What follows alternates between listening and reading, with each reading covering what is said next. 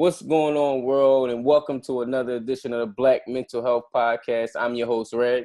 With me today is another very, very special guest. I love when I can have black men on here talking about mental health that have been through things and can actually share their story. You know how hard it is to get men to talk about their feelings and talk about the stuff they going through. So whenever I can get somebody that really want to share their story, I jump at the chance. Mr. Arron Muller. Did I say Muller right? Muller. Correct. Muller. Yes. So good. So what made you get into just the whole therapy, mental health for Black people? What's your story? Like, how did you start into it? Well, my background started very early on, age of 16. I started, I have a cousin that's autistic, so I started working the Queen Center for Autistic Children. That was kind of like my first introduction into the social service field, and I did that for a little bit of time. Okay. Did other things, odd jobs as a teen, working in department stores and things like that. Right. And then, as I started pursuing higher education and graduated high school, I really wasn't sure what I wanted to do. I know I wanted to open my own business. So went to school for business, and I got my associate's degree in business, and I was like, all right, I need to go and do my bachelor's degree. And school wasn't really my strong suit. So the school that I chose was Queens College. They didn't have business administration. Okay. So they had economics, and I was failing horribly. And then I looked through the courses and see what do they have that's easy. I was like, I wanted something easy just to get my degree and get out. Right. So they have sociology. So I was like, I don't know what I could do with that degree, but I'm gonna take it anyway. Right. Took it. I was like, okay, this is pretty interesting, and graduated, and I got a position as a drug counselor, substance abuse counselor position. A methadone program, which I've never heard of before. I really have directly with substances of any kind.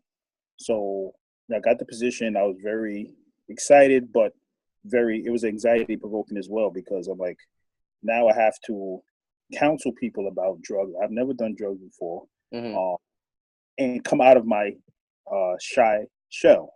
Okay. So it was like all these, it was just a mixed emotions, and started doing it, and I'm like, wow, I really like this, and had to learn about withdrawal and learn about different drugs and the effects that you get from it, and doing groups and all of that.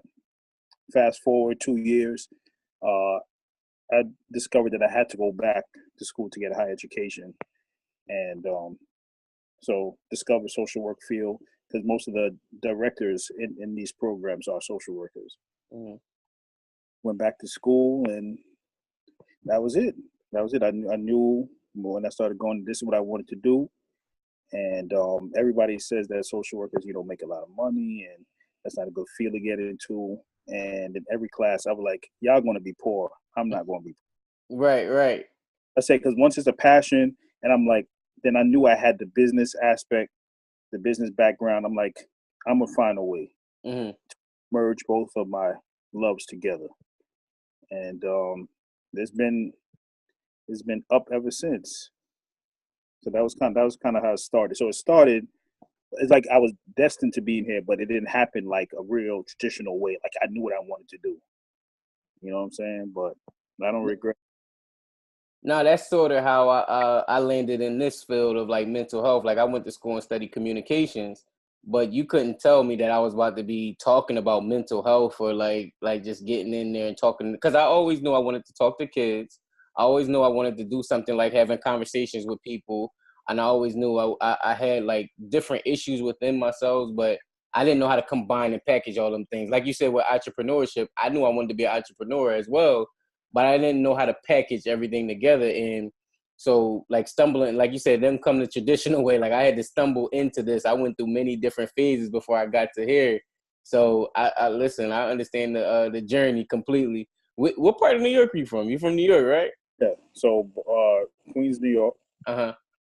you're familiar. Yeah. No, I hear it. That's why I hear the ask. That's why I asked. Yeah. So it's in here, city, a lot of hustle and bustle. So there's a lot of programs available for different social services and things like that. So Okay. So you coined yourself the black therapist, right? yeah.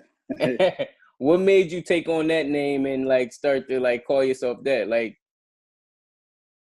Well, I knew that a black male, first of all, black therapist was like a unicorn.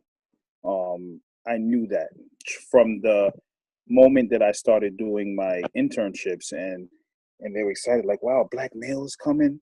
I was placed in a children's outpatient program, so they were like on medication and provided with therapy and stuff like that. And when people heard, and I wasn't even staffed, I wasn't even fully credentialed. They were excited just to have an intern. I'm like, wow. I'm like starting to hear how valuable, and then you learn that social work really the foundation is this is a woman's field, predominantly white women. Those are some of the founding women of this, the white women. So black males is like diamonds. So I learned about it, and people like, wow, you black male, black male. I'm like, wow, this is really like, you try not to swell, you get your head swollen, but it's like, wow, you really like, very rare. So then when I was thinking about my IG handle, I'm like, I want to represent that because I want to use this platform to educate, inform, and so I'm like, I need something that's catchy. So I was like, wow, the black therapist. That was kind of where it came from. What's some of the most, I guess, not even shocking or surprising that you found when you started doing the work? Like something that somebody wouldn't believe, and it's like that really touched your heart. That's a good question. I'm not. It touched my heart.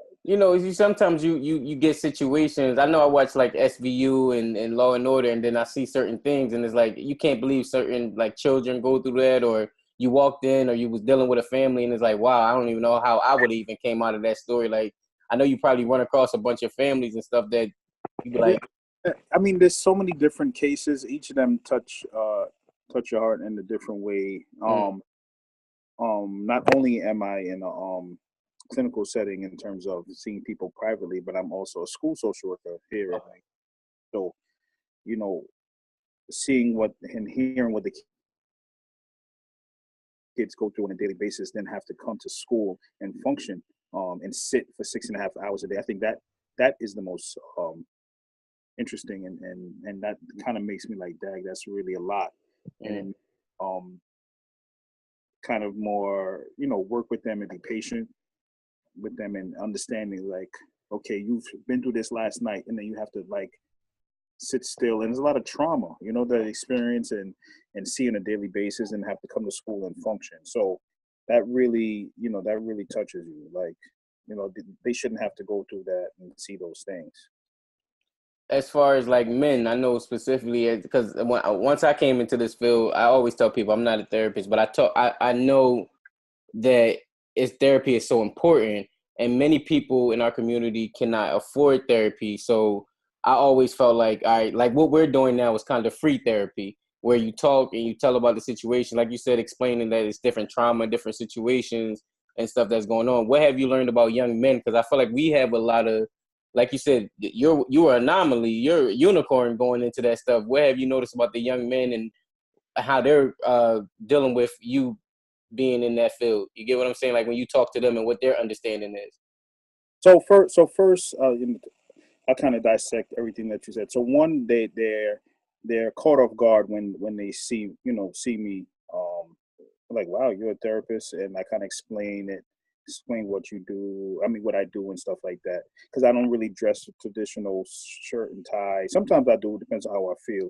But I'm really jeans, sneakers, fitted, all of that stuff. That makes me happy when I could just be regular and dress and still have some really dope sessions. So they're caught off guard by what I'm wearing first and foremost. And second, they have these notions of that, I don't need no therapy and I'm good and all of that stuff. And not realizing that, you know, just talking, is very therapeutic. But someone that doesn't know you doesn't have nothing to gain by telling you what you want to hear. It's really cool when they come in with their hands folded and very guarded. And at the end, whether it's a 45-minute or hour session, they're like, when I'm coming back, I'm like, oh, you want to come back? Because you had attitude at first. So they start laughing and stuff like that. I'm like, I just like to see that transformation. They be like, yo, this wasn't bad. Like, I thought this was some crazy stuff. I'm like, no, it's not. It's just talking, So that is I like to see that. And then sometimes they don't know that their anger and aggression is, causes a lot of issues because they so much that, is on their minds and their hearts. And it's like, it's very hard to function when you have all of this stuff hanging, over your head. We talking about black men, so I always feel like a lot of the problems in our community is the fact that it's a lot of black men missing from the family, of being fathers, being husbands, being like they're protecting, providing, all of that stuff. What have you learned specifically? Because I'm on a quest to figure out this answer. With you, the people, your experience and who you've been working with, why aren't black fathers, there as much as they could be or should be? Oh, I know it's a deep, deep question. That's a deep-rooted question. Mm-hmm. I know I've been seeing stats that they're saying that I don't know how, I really need to research this, that African American males are more involved in any other race in their father's life. I don't, in the children's lives. I don't know if that's accurate, but I've seen it in more than one location in terms of I've seen it, but I haven't really dived into it. But when you think about the number of factors that black men are dealing with in terms of incarceration and poverty and drugs, that they are missing from the family unit, just not from the mere fact that they're not able to communicate and process their own stuff. So here comes a whole bunch of unnecessary arguing and fighting just based off of trauma and unresolved issues. So that cause conflict, therefore they're not in the household, therefore they're not in their children's lives as a result of that. So that seems to be, and that's just one of many. And I wouldn't call myself the guru to be answering that question at all, because like I said, there are exceptions to the rule. Mm-hmm. I do see kind of general situations that do occur. Okay. Do you work with like families too, as far as like relationships, like man and woman, and like keeping the Yeah, family structure? right. So I see children, I see adults for individual, I see married couples, I see divorced couples, I see engaged couples, I see I don't know where we at couples. I see older, geriatric. So my So old 70, 75. So mhm. I've young. I've seen from 3 to 75 years old.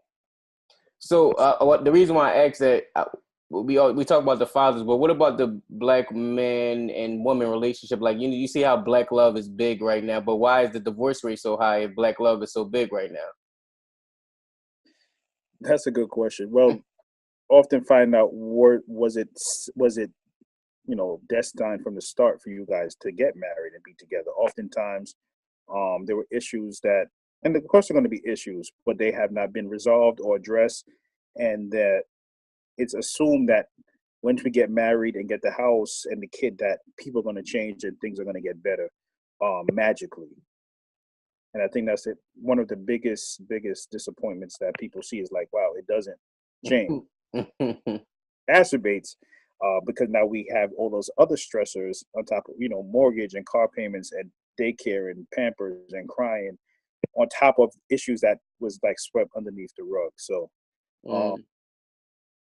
there is relationships that are doing very well and because they have an understanding and have developed a level of communication, and then there's some that there is no communication and you kind of just exist in chaos. And that's easy to do. Who wants to do, like, it takes a lot of work to constantly be addressing stuff and being attentive and being empathetic and listen, and people be tired. People be tired. Like, it takes a lot of work. But once you get it, it's easier to maintain. Once both you guys are on the same page, it's a little bit easier because you guys have developed your own language. No, that's true. Like I found that out too. Like me and my girl, we've been together 7 years, and we engaged, and it was rocky in the beginning. But like you said, you have to find y'all even path. Once y'all iron out certain details, you get into like a coasting period where you kind of know one another, and the arguments aren't as bad as they used to be. Right. So, you said, I heard you mention jail when you was talking about that, and incarceration. What impact do you think incarceration is having on our community as well? Well, a huge impact. You are basically plucked out of society and placed in a very hostile environment, where you become very hyper vigilant, because of your surroundings. And then when you are released, whatever time that is, then you're placed back and expected to function. And everyone knows that it's not always rehabilitation that's going on inside there. Rehabilitation, that there is some nurturing, there is some reform that's going to transpire, and that doesn't happen. So then you're placed back and left to your own devices. And if you don't have no support and resources, and that's one of the biggest issues, is support and resources, then you're in trouble. Do you run across a lot of people with well, I guess men more so, but I know Black women go to jail too, but like what do they say that jail do to them personally while they're in there? Like how does it affect them? Well, I would say when I was in the methadone program, it was more regular, in terms of, because engaging in illegal behaviors, you're more prone to police contact and things like that. But it became actually the norm. It's like when I didn't see them for a couple of days, I would there's access to check the if they were incarcerated or not. And oftentimes, if I didn't see them, I would look in that roster and to see if they were there or not. But it became actually the norm. It kind of became like a revolving door type of thing. And it's interesting that became normalized. Mm. So that's kind of interesting, that process for a lot of people would be very traumatic. They're like, yeah, I got in on Friday and I was out on Monday, that type of thing. They're used to it. They are very, very normalized and aware of the process, know exactly what's going to go down, that type of thing. One of the things you mentioned that struck a chord with me was how you say you knew you was destined for entrepreneurship, but you're also in a field where you're supposed to be looked at as nurturing, like you said, with mental health and stuff like that. How do you? Because I'm asking for this personally because I know that I want to be an entrepreneur, but I also know I want to help people at the same time. And usually, when you're trying to help people, you don't want to take advantage of them because you feel like that's like a capitalistic, type of way. Like talk to your thoughts and about how you feel about that. So there are a lot of therapists that struggle with kind of that balance between the business aspect and then then being a therapist and being nurturing and providing a service. So how do you deal with all of that? And they give you tips, and there's courses on how to manage that. But it's kind of like a struggle, not a struggle. It's a balance. It's a balance in terms of knowing what you provide, right? And knowing that you should be compensated for it. In the same breath, you're providing outstanding service. You want to give, mm-hmm. right, giving a service, and you want to give it to the best of your ability. So with that time that you're using to service someone, there's a compensation that's expected from that. But this is what you're going to receive. You understand what I'm saying? So if you carry yourself as such, and then that there's an expectation that I should get what I deserve. Mm-hmm. So it's just that balance. Okay. Balance, and it's really knowing. Okay, so like for instance, like people cancel a lot. Mm-hmm. That's Then you have, taking your time. right, you have to implement, well, there's a fee because I'm here for you. Mm-hmm. Or I got up, got ready, came into the office because you requested my time, Mm-hmm. because I'm here for you. Now, if you cancel last minute because, and then sometimes extreme circumstances, things happen, and you kind of judge from there. You know your clients who are always there, and you accommodate. You know what I'm saying? Listen, I understand. Let's reschedule.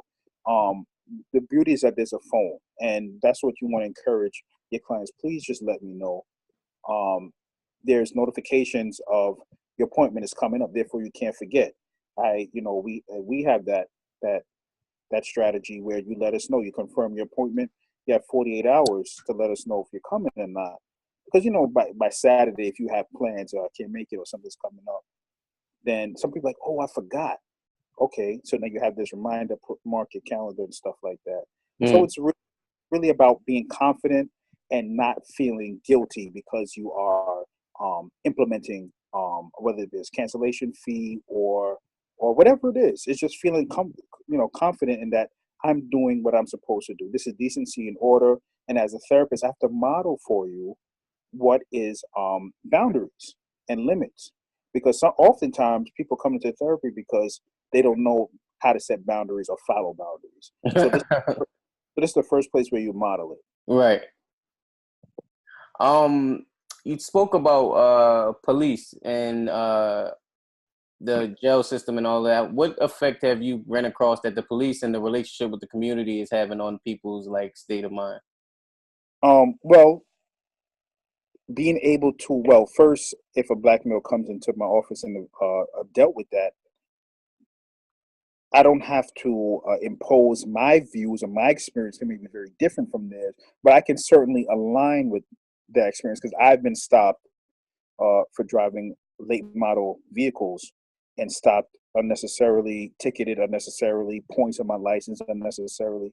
So we have that shared experience where I could align with them and understand the trauma and that you experience and the hypervigilance you get when you see them driving behind you. It's an unexplainable feeling that nobody ever feels that you get in your brain.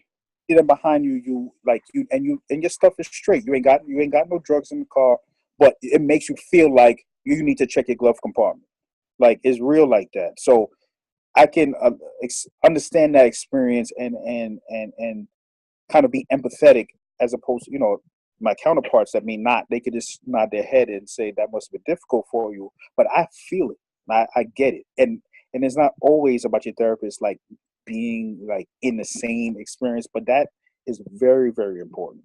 Um, and especially here in New York, most of the cops may not be from their particular area that they're patrolling and stuff like that, and I feel like that makes a huge difference because if you don't understand um, norms, customs, nuances, Culture. then you miss the mark. You miss when we use our hand and talk like this. It could be prepared to be aggressive, and it's not. So just things like that. Just it causes a lot of miscommunication, I'm sure. 100% true. And you just spoke about something that I wanted to dive into next. You said you're a unicorn because you're a black man.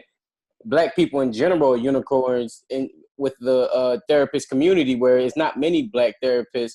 So how do you get people to want to go to therapy when there's not that many people looking like them in that chair talking to them?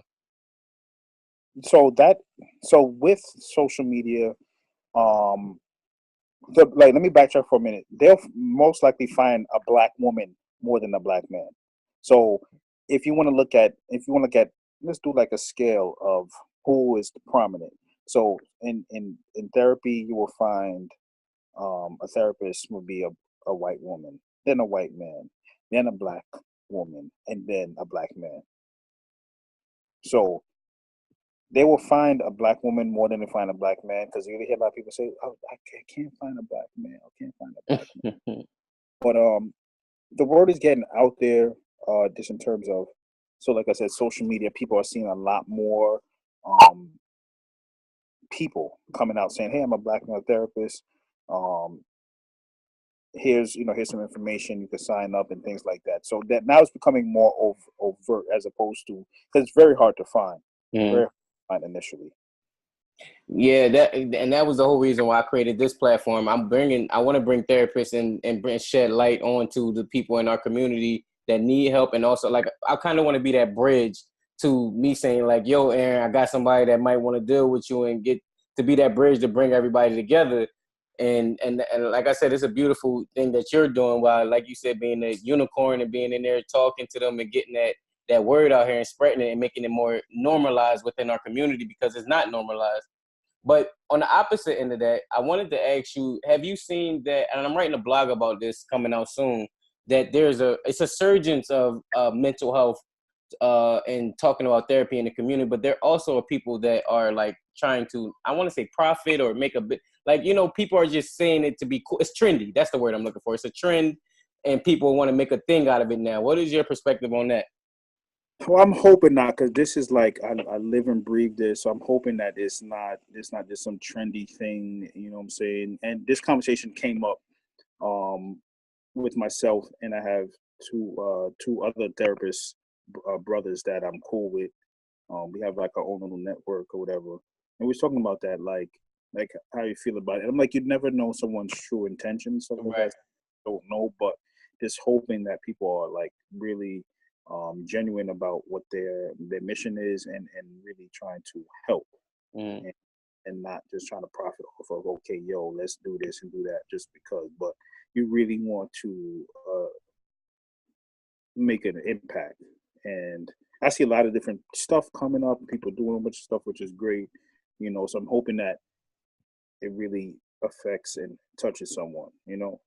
I had to check myself, like, am I doing it because it's trendy right now? And but I think with myself, I've had experience of things of mental health and things that I've been through, as opposed to someone who's just trying to do it because it's cool right now. Like I deal with highs and lows and sometimes being depressed, and like I deal with those things on a daily basis. So I had to check myself, like I want to make sure that I'm doing this for the good cause and making sure that I'm not. That's why I am always clear to say I am not a therapist at all.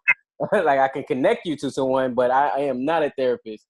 And that's once you make that very clear, I think for those who really worked hard and got the degree and did their practicums and their placement and got the loans to show it, just want to be respected. Not to, what I'm saying, just, what I'm saying. So when you say that, I think we appreciate that you were saying, and I mean, a lot of people like that. Listen, I'm not a therapist, but I could link you. I just want to be here to provide a resource. That's it.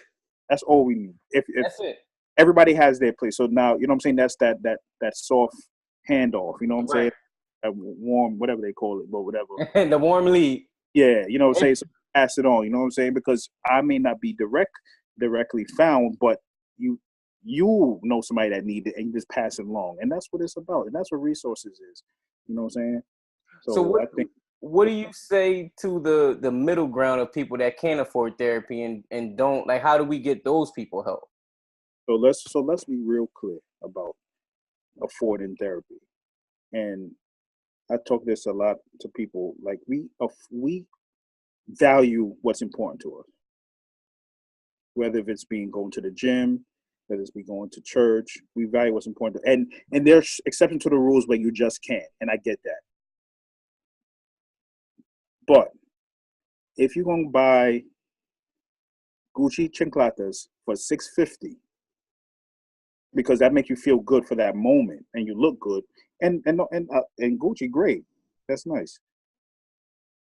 How can you put that same value into your mental health, which is more valuable than them shoes? You know what I'm saying? So there are sliding fee scales that you could work with. You can let the person know that, listen, it's really a challenge for me. Is there any way you can work with me? What's the lowest rate that we can do? A lot of people don't know these things, but you know what I'm saying? You can just ask. My wife has to have low rates, considerably low compared to Manhattan. Manhattan charge upwards of $150 to $200 per session. per session. Mm. We don't charge nowhere near that because we just want to get people in. But even when they hear the price, they're like, "Oh," I'm like, "You spent more on an R. Kelly concert. Like, come on." So it's like, what do you value? Mm-hmm. What do you value? And they, when they come in and I talk to them, I'm like, "Listen, understand, nobody here is balling out of control like that, Mm-hmm. but also an investment in yourself. Mm-hmm. So you pay for what you want. So can you find a balance between, all right, therapy, and then you could, if you want to buy something, yeah, but you can't. It's not this unaffordable, unattainable thing, because there are therapists that have sliding fee scales that will work with you based off of your income, or even if you're doing, even if you have health coverage, you have zero copay, maybe $10, maybe 15, maybe 20. But if you cut back on that Starbucks, maybe you can get it 2 days out of the week instead of 5. There go your copay. I agree. So, I agree. so that's the people people are unaware. Mm-hmm. So that's the word that is not that it's not that far fetched to be able to go. If you have health coverage, if you don't have health coverage, then you can negotiate and say, listen, I can, I'm not working right now, or it's very, I can't really afford that rate. What's the lowest that you could work with me? But I personally don't like to turn people away if finance is an issue. So people say, listen, I ain't got my copay. I'm like, just come on. Or I ain't got it. I'm like, just come. Like, I'm not, what I'm saying? I don't turn people away because of money. Mm-hmm. Because I'll get my reward, and it ain't going to be, money. Right. I'll look at it. Do you hope to own like your own firm one day, to like open up your own place? So my wife and I, we have our own, it's called Life Matters. Okay. My wife's a psychologist. Mm-hmm. We opened it up a year ago. Okay. So our dream is to, right now we're leasing a space. We're looking for actual storefront, to actually just be solely us inside there. So that's what our goal is. Okay.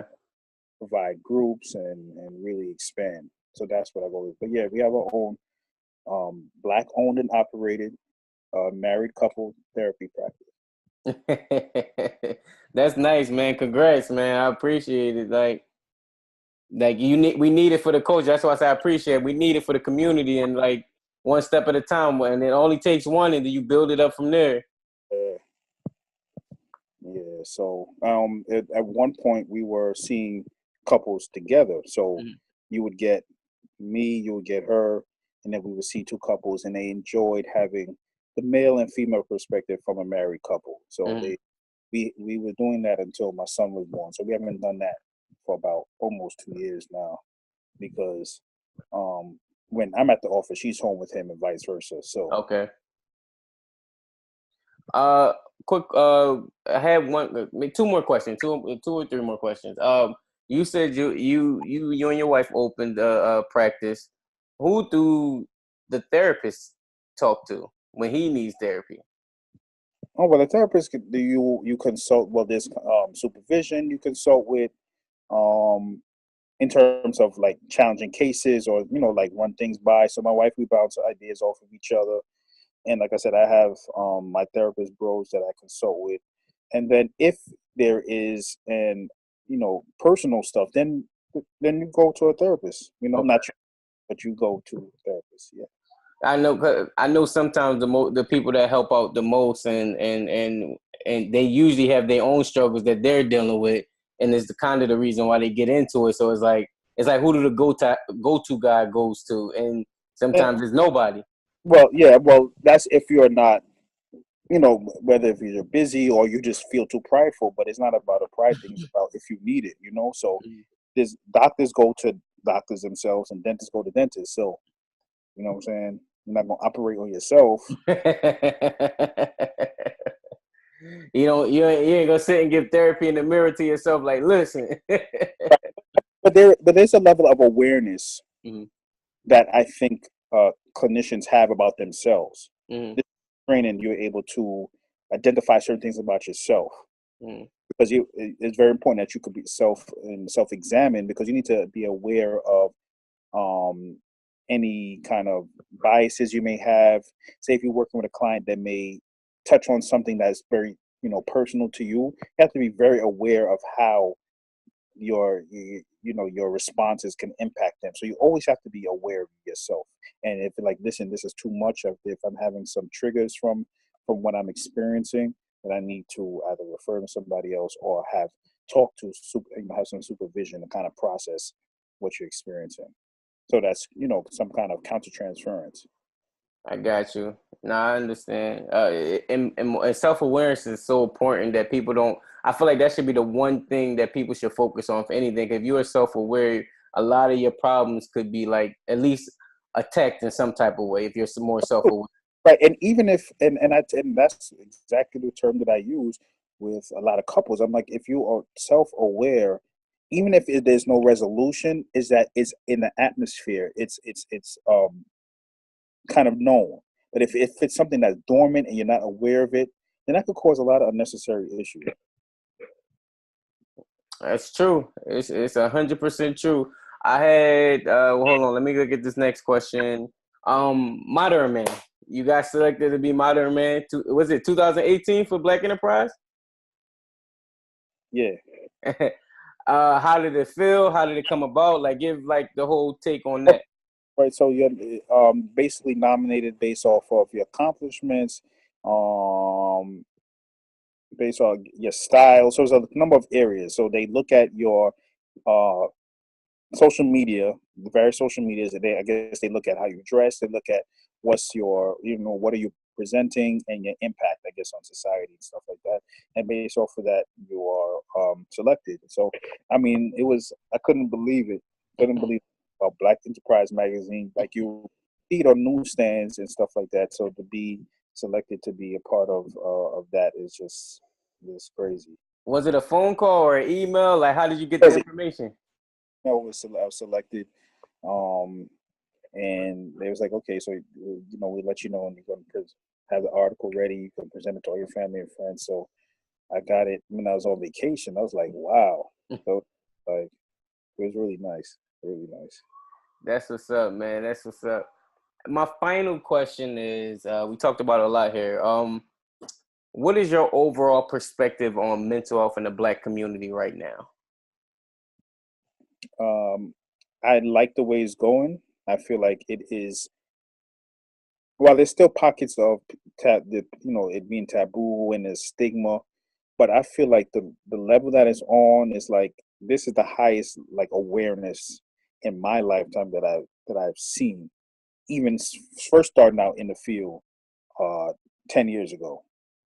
When I started working, I was 24. Um, like the height in terms of celebrities and talking about it and normalizing their experiences and talking about it and bringing awareness. I feel like it's like the best thing ever for Black people. So no, you really got no excuse, because like everybody's talking about it. Mm. It's hard though. You got to decipher on who's really like trying to be a part of the conversation, or who's just like, oh, Right, this is trendy. right. Yeah, I guess with a lot of things you got to discern. But at the end of the day, like, my concern is that people are getting something from it, and maybe that will help them to make a call on it. Those who are contemplating suicide, those who are struggling, waking up in the morning and stuff like that. That one day it will just touch them and say, "Let me just call." So you never, like I said, you never know someone's true intentions, if it's to be glorified, or what I'm saying, or selfish gain. But if it's going to bring someone closer to their baseline level, or functioning level, then I say, hey. That's true. Is there any parting words that you want to leave with the people that are going to watch this? I don't know. Thank you for watching. If I hope this encouraged someone who thought about therapy to seek out resources in the area. Look online, use the internet. Um, find someone close in your area. Don't be afraid to say that, listen, this is a challenge for me in terms of financially. Is there any way that we could work around that? And like I said, most therapists will do. I can't speak for all, because if some they paying they want their $200 per session and that's it. You understand? But I said that doesn't hurt to ask. Well, guys, that's our show. Remember, I'm gonna put his link in the bio so you can follow him and support everything that he has going on, and show love, man, and reach out. As long as you never know what a conversation can do and help with yourself, and what resources you could get provided if you just reach out to someone that's willing to help. Because that's always the hardest thing to find, is to find someone that's willing and able and trusting that you can help. And remember that this platform is not a replacement to therapy; it's an alternative. It's a place where people share therapeutic stories. Thank you for listening.